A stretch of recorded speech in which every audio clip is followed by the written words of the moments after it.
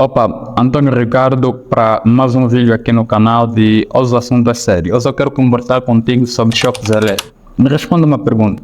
Você já alguma vez tomou um choque elétrico? Se sim, eu gostaria que procurasses reviver um pouco o momento que você passou durante o choque elétrico. Me responda a seguinte pergunta. Você aceitaria voltar a reviver o mesmo episódio novamente? Se você trabalha com instalações elétricas ou pensa em começar a trabalhar com instalações elétricas e realmente se importa com a segurança das famílias, esse vídeo é para você.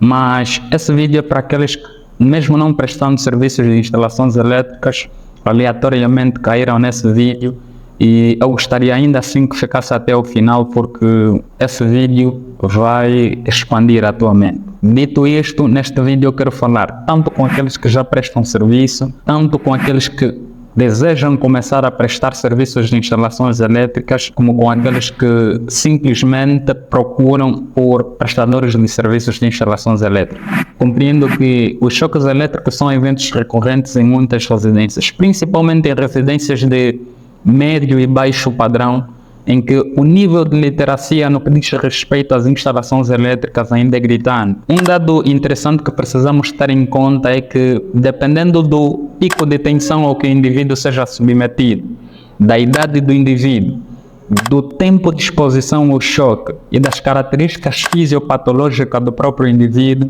um choque elétrico pode ser fatal. Porém, em meio aos riscos e perigos que as instalações elétricas possam apresentar para as pessoas, um dado que me deixa bastante confortante é que já existem medidas apropriadas de proteção contra os choques elétricos, quer se deem por contactos diretos, quer se deem por contactos indiretos. E é claro que, se não souber a diferença entre um e outro, vamos falar ainda nesse vídeo. Mas antes, eu gostaria que a gente muito rapidamente se situasse. Primeiro, só existem dois tipos de choques elétricos: por contacto direto e por contacto indireto. Segundo, as regras técnicas de instalações elétricas mencionam pelo menos 10 medidas de proteção contra choques elétricos, das quais 5 medidas de proteção contra contactos indiretos e 5 medidas de proteção contra choques por contacto direto. Terceiro, é que das 10 medidas de proteção que existem, apenas 2 são adequadas para uso em instalações elétricas residenciais. A primeira é a medida de proteção por isolamento das partes vivas ou ativas, que eu também vou falar nesse vídeo o que é. E a segunda é a medida de proteção por corte automático da alimentação. Uma de proteção contra contactos diretos e uma de proteção contra contactos indiretos. Só para que a gente se perceba, eu gostaria de traduzir isso numa linguagem um pouquinho mais universal. Pense da seguinte forma: todas as instalações elétricas têm partes consideradas vivas ou ativas e partes consideradas não vivas ou não ativas.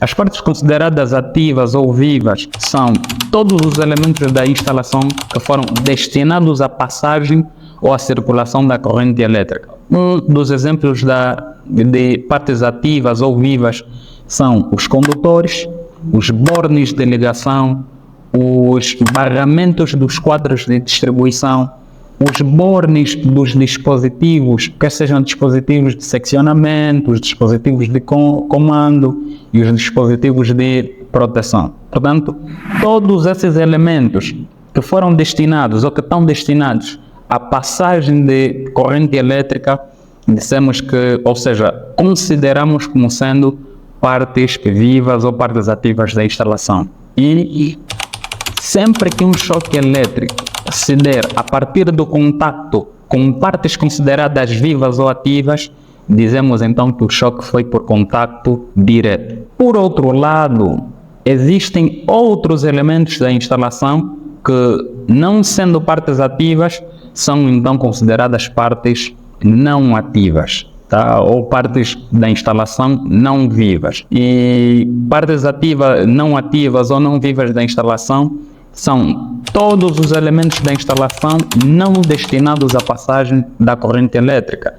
Alguns exemplos de partes consideradas não ativas são os quadros de distribuição, são os caminhos de cabos e calhas, quer sejam plásticas, quer sejam metálicas, as armações das luminárias, as aparelhagens das tomadas e dos interruptores. Portanto, são esses alguns exemplos de partes consideradas não ativas ou partes não vivas.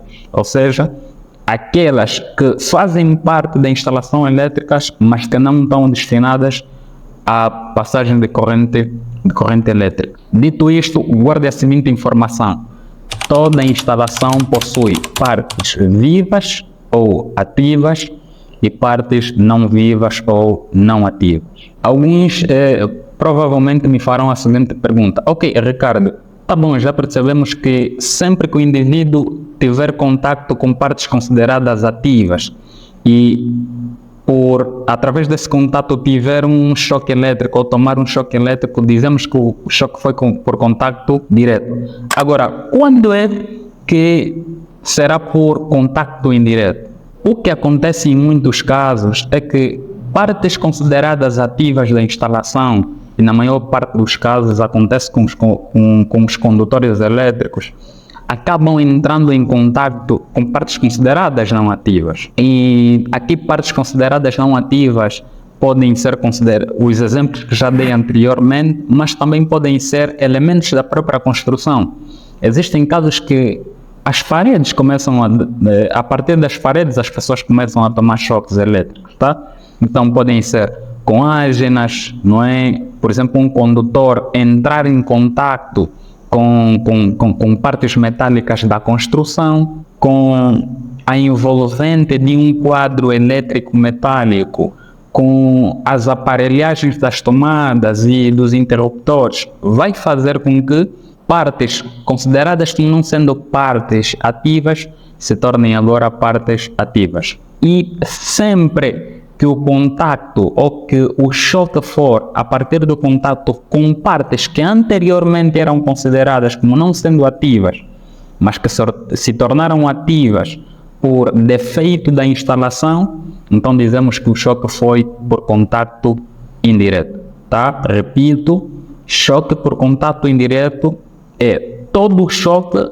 que se dá a partir do contato com partes que no processo de concepção da instalação eram consideradas como partes não ativas, ou seja, eram elementos não adequados à passagem da corrente elétrica. Sempre que o contato do indivíduo se der com esses elementos que por defeito da instalação se tornaram ativas, dizemos então que o choque foi por contato indireto.